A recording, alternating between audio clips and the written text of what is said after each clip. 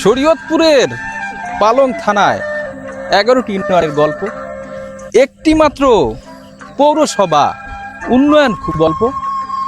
রুদ্রকে union voter বেশি, তুলাসারে কম। চিকন দিতে কোট কাছারি, চিতুলিয়ায় আছে গম। গোয়াতলায় গোয়া নেই, আছে দেশি ডিম। চন্দ্রপুরে খুব পাওয়া যায় তরতাজা সিম। পালং ইউনিয়নের কাঁসা পিতল, নতুন হাটের দই। শৈলপাড়া গেলে পাবেন শৈলটা কি কই। ডোম সারের দৃশ্য সুন্দর, মাহমুদপুরের গুড়।